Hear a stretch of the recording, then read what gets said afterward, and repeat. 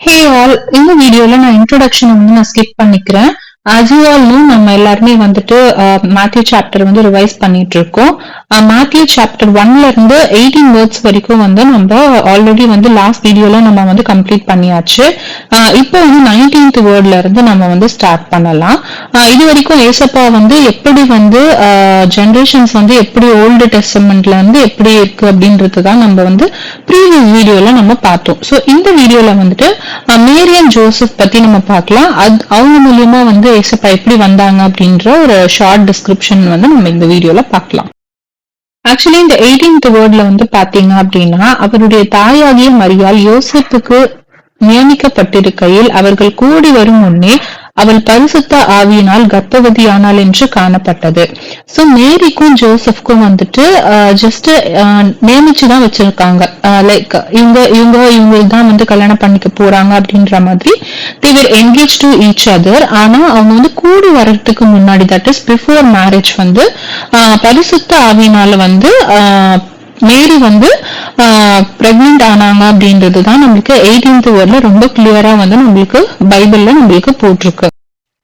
Joseph வந்து நீதிமானா இருக்கிறதுனால மேரிய வந்து அவமானப்படுத்த அவருக்கு மனது இல்லாம அவர் வந்து ஒரு ரகசியமா மனசுல வந்து யோசிக்கிறாரு, இவங்களை வந்து எப்படி வந்து விட்டுட்டு போயிடலாம் அப்படின்ற மாதிரி அவர் வந்து யோசிக்கிறாரு. ஏன்னா யாருக்கா இருந்தாலும் நிச்சயம் பண்ண பொண்ணு வந்து திடீர்னு பிரெக்னெண்டா இருக்கு அப்படின்னா இந்த ஊர் என்ன பேசும், இந்த உலகம் என்ன பேசும் அப்படின்ற மாதிரி ஒரு சின்ன கலக்கம் வந்து யாருக்கா இருந்தாலும் இருக்கும் இல்ல. சோ ஜோசப்மே வந்து அந்த மாதிரி ஒரு மனநிலையில தான் கண்டிப்பா அவருமே இருந்திருப்பாருல்ல.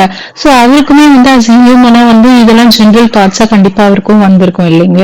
சோ அந்த டைம்ல வந்துட்டு ஒரு ஏஞ்சல் வந்துட்டு ஜோசப்போட ட்ரீம்ல வந்து என்ன சொல்றாங்க அப்படின்னா, உன் மனைவி ஆகிய மரியாளை வந்துட்டு சேர்த்து கொள்ள ஐயப்படாத, ஹெசிடேட் பண்ணாத.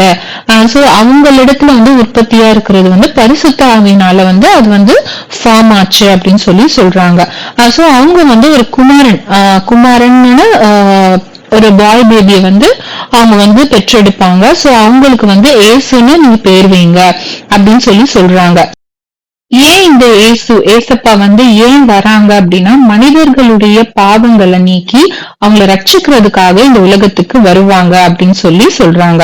சோ இதெல்லாம் வந்து ஓல்ட் டெஸ்டமெண்ட்ல நிறைய ப்ராஃபிட்ஸ் வந்து கன்ஃபார்ம் பண்ணியிருக்காங்க. சோ அதெல்லாம் நம்ம மேற்கொண்டு வீடியோஸ்ல நம்ம பார்க்கலாம். அதே மாதிரி யோசேப்போட நித்திரை வந்து தெளிஞ்ச உடனே அவர் என்ன பண்றாருன்னா, கர்த்தருடைய தூதனானவர் வந்து அவர் கட்டளையிட்ட மாதிரி அவருடைய மனைவியை வந்து அவரிடத்துல சேர்த்துக்கிட்டாங்க.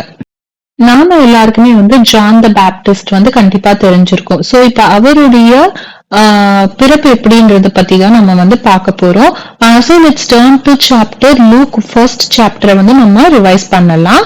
சோ இங்க வந்துட்டு விசேஷத்தவனமா நம்மளுக்கு வந்து சகேரியா எலிசபெத் பத்தி நம்ம இந்த வீடியோல நம்ம பார்க்க போறோம்.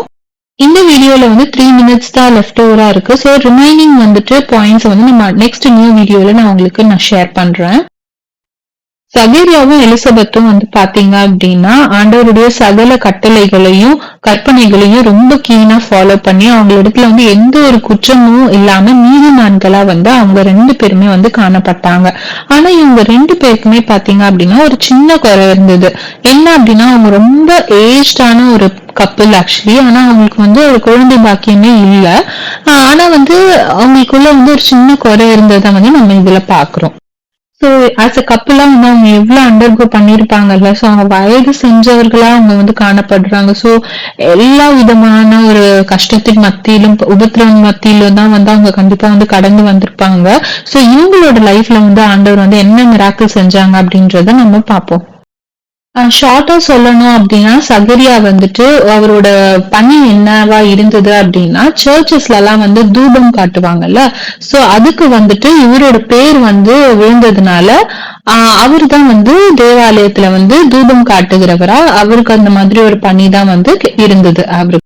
அப்போ வந்து என்ன ஆகுது அப்படின்னா, தூபம் காட்டுற வேலையில வந்து நிறைய ஜனங்கள் எல்லாம் எல்லாரும் என்ன பண்றாங்க அப்படின்னா, வெளியே வந்து கூட்டம் கூடி வந்து ஜெபம் பண்ணிட்டு இருக்காங்க. அப்போ வந்து கர்த்தருடைய தூதனானவர் வந்துட்டு தூபபீடத்தின் வலது பக்கத்துல வந்து நின்னு அவங்களுக்கு வந்து தரிசனமாகறாங்க. யாருக்கு அப்படின்னா, ஜோசப்க்கு. சகரியா வந்து அந்த காட்சியை பார்த்துட்டு ரொம்ப பயப்படுறாரு. அப்போ வந்து தூதனானவர் வந்து என்ன சொல்றாரு அப்படின்னா, சகேரியே பயப்படாதே, உன் வேண்டுதல் கேட்கப்பட்டது. உன் மனைவியாகிய எலிசபெத் உனக்கு ஒரு குமாரனை பெறுவாள். அவளுக்கு யோவான் என்று பெயரிடுவாயாக. உனக்கு சந்தோஷமும் மகிழ்ச்சியும் உண்டாயிருக்கும் அப்படின்னு சொல்லி அவங்க வந்து ஒரு ப்ராஃபஸி கொடுக்கறாங்க. சோ இந்த யோவான் வந்துட்டு பிறக்கிறது நிமித்தம் வந்து அநேகர் வந்து சந்தோஷப்படுவாங்க. சோ அவன் கர்த்தருக்கு முன்பாக பெரியவனா இருப்பான். திராட்சை ரசமும் மதுவும் குடியான். தன் தாயின் வயிற்றில் இருக்கும் போதே பரிசுத்த ஆவியினால் நிரப்பப்பட்டிருப்பான் அப்படின்னு சொல்லி ஒரு ப்ராஃபஸி வந்து அவங்க வந்து ஏஞ்சல் வந்து சகரியாக்கு வந்து கொடுக்கறாங்க.